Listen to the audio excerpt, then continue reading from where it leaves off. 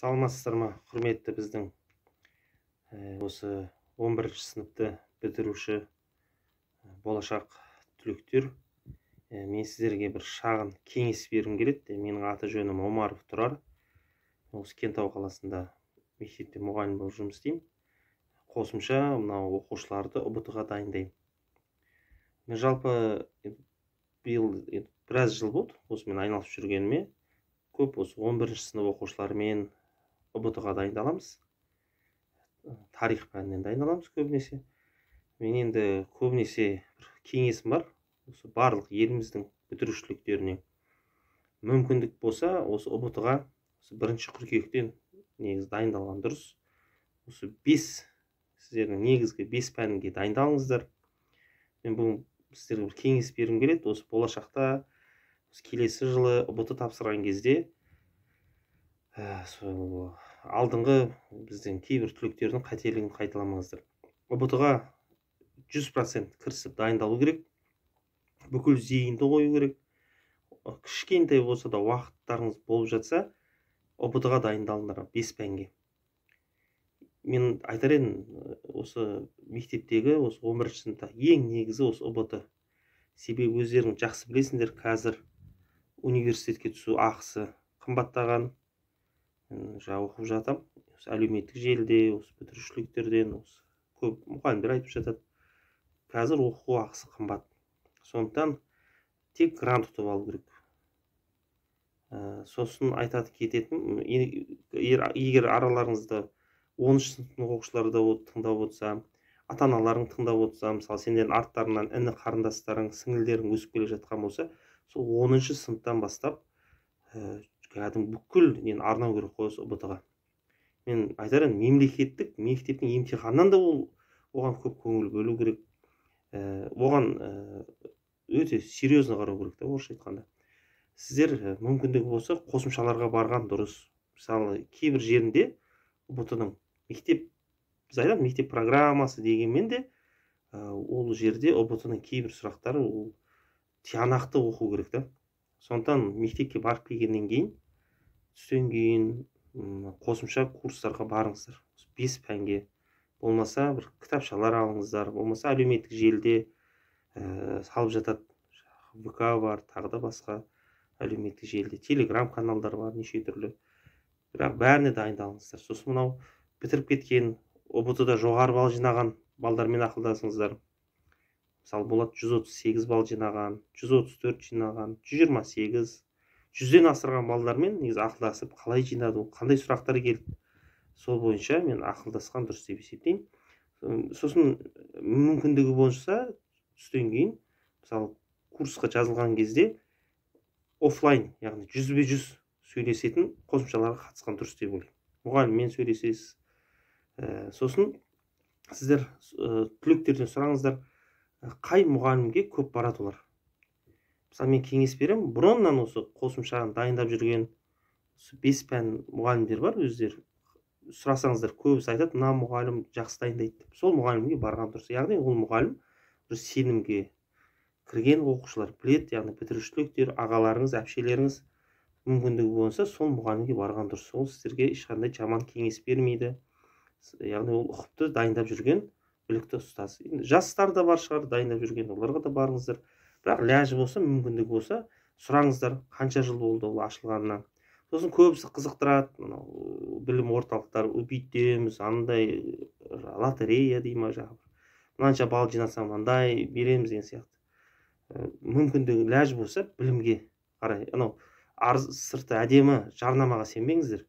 Айтады, мысалы, біз осынша балл жинасаң, бір нәрсе береміз, ақша береміз деп қызықтырады. Жоқ, ол жарнамаға не қылмаңыздар. Сіздер ол білім орталығы болсын, жеке пән мұғалімдер болсын, солардың біліміне сеніп барыңыздар.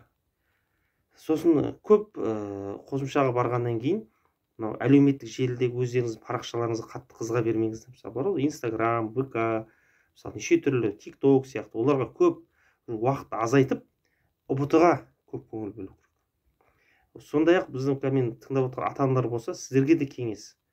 Не істеп жатыр ұлыңыз, қызыңыз не істеп жатыр, қандай қосымшаларға барып жүр, ол қосымшаға барын деп басқа бір жерде жүрген жоқ па, Сол мұғалімдердің телефон нөмірін алыңыздар, қосымша беретін. Графигін біліп алыңыздар. Қай күндері барады ол. Сондай сияқты. Ол мұғалімдермен де байланысып тұрыңыздар, мүмкіндігі болса. Сондай кеңес бергім келеді. Сосын түлектерге де айтқым келеді. Жаңағы мереке, туған күн деп. Бізде ең қиыны, мысалы осы ұбт басталған кезде, соңғы қоңырау, бітіру кеші деп көп түлектер соған көңіл бөліп кетеді. Көйлек іздейді, тойхана іздейді. Мен ойлаймын, ондайдың бәрін ата-анаға жүктеу керек. Ата-аналар өздері ұйымдастырып, соны дұрыс деп ойлаймын. Болмаса, мына ұбт-ға бармайтын оқушылар болады. Яғни бармайды, әшейін мемлекеттік емтихан тапсырып, шетелге түсіп қойған, болмаса Қазақстанның да бір тағы сондай бір оқу орындары болады екен ғой, жаңағы ұбт-сыз да түсіп кететін. Сондайға түлектерге не қылыңыздар. Негізі мен кеңесім де 100% сол ұбт ғой. Сосын бізде мына қаңтар айында, наурыз айында осы болып жатады ұбт-лар, пробный. Түлектер өздерінің білімде, ол міндетті түрде барған дұрыс деп мен ойлаймын. Енді ол да міндетті емес, баруға да болады, оны тапсыруға, бармауға да болады. Бірақ мүмкіндігі болса, білімдеріңізді барып, бір тексеріп көріңіздер. Ол өте жақсы, ол пайдалы, біліп отырасыздар. Енді қаңтарда басталады ғой, жаңағы бірінші ұбт-лар, пробный. Мен сіздерге айтар едім, оған міндетті түрде барыңыздар. Әрине олар ақылы, қаңтар айында, қыстағы да, көктемгі ұбт да. Бірақ енді олай қатты бір қалтаға ұратын ақша емес. Бірақ білесің, мен осынша балл жинайды екенмін ғой. Мысалы, көп балл жинасаң, яғни сен дұрыс жолда келе жатсың. Ал егер аз жинап қалсаң, мысалы, қыста, көктемде, яғни тағы да ширату керек. Таңдау пәндерді дұрыстап таңдаған дұрыс. Бұл да ұбт-да көп пайдасы көп.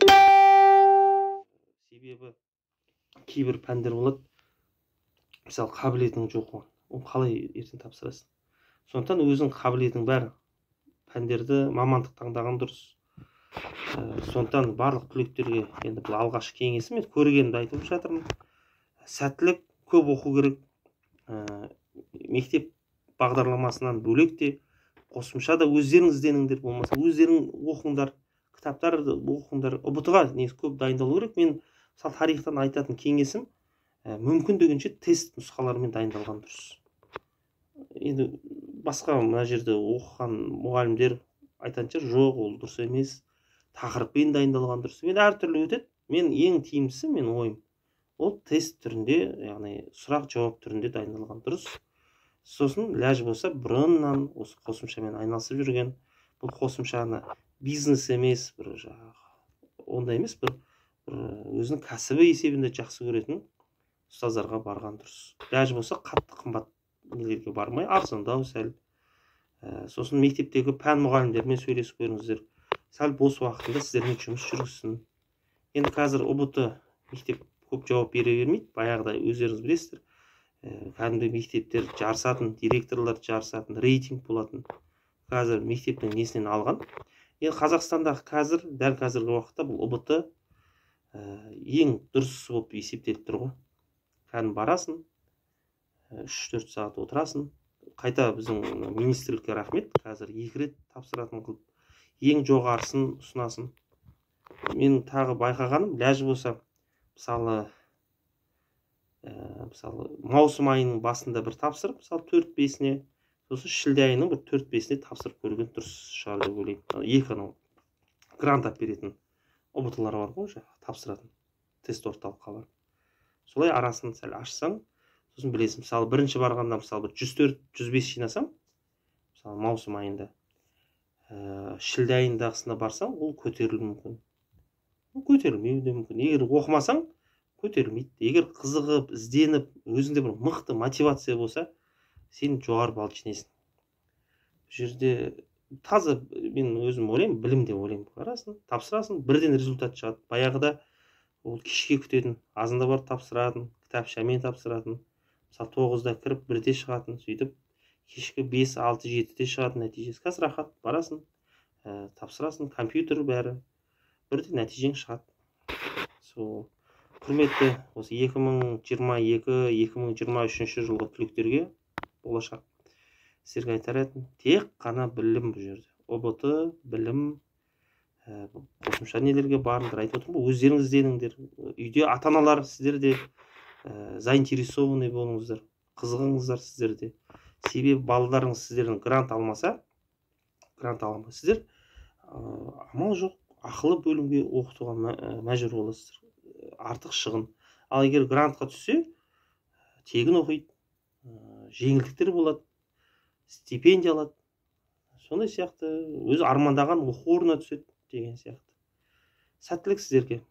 Тағы ойлаймын, алда тағы да осындай бір бейне жазбалар болса, сіздерге ұсынатын боламын. Сәт сапар, болашақ жас түлек.